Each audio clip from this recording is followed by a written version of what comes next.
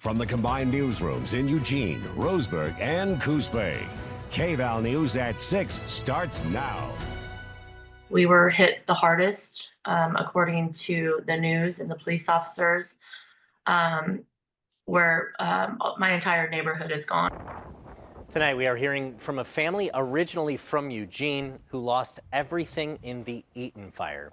Thanks for joining us tonight. I'm Brandon Kamerman. And I'm Kendall Bartley, a former All-State basketball star and North Eugene High School graduate, sharing her heartbreaking story tonight after losing her home in the deadly Eaton fire in Los Angeles County. In an exclusive interview, Jodi Unruh sat down with Christy Herington to hear about her and her daughter's harrowing experience and how she and her family are now struggling to move forward. This is the last time Eugene native Christy Herington says she and her 20-year-old daughter Taylor saw their home standing in Altadena.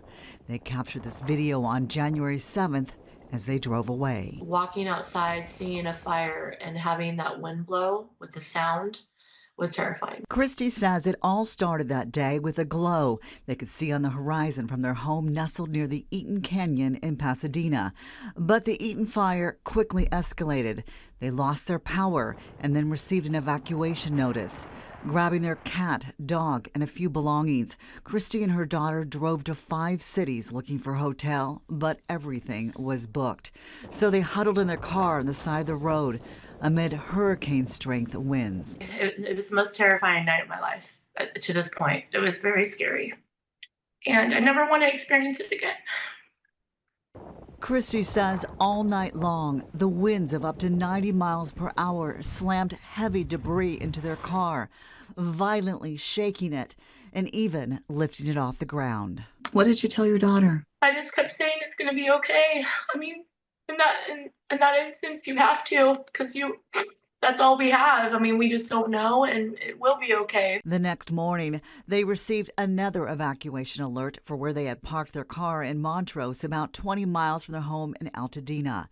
They finally found a hotel and then received the devastating news. The Eaton fire had completely decimated their home and neighborhood. It's just blocks and blocks and blocks. And we're not even able to get into there because there's still a bunch of investigations. They're still trying to get, some of the power lines up and off, but they're also trying to find missing bodies. Christy says her insurance company is paying for their hotel until the end of the month. Then she has no idea where they're going to go after losing everything. But the uncertainty right now is what is the scariest part, because we just don't know where we're going to live. But she says the outpouring of love from family, friends, and the community has been overwhelming. You got to keep the faith that, the humanity is there and the people will continue to show up. You got to keep those people that are there for you now just close to you. You got to move forward because that's all you can do. I'm Jodi Unruh reporting. Now, Christy works as a PE and athletic instructor at a middle school in Glendale, California. Her 20-year-old daughter, Taylor, is in college, while her 27-year-old daughter, Josie, is living in New York. Absolutely devastating. She says both of her daughters doing okay, but mourning the shock and the trauma of losing everything.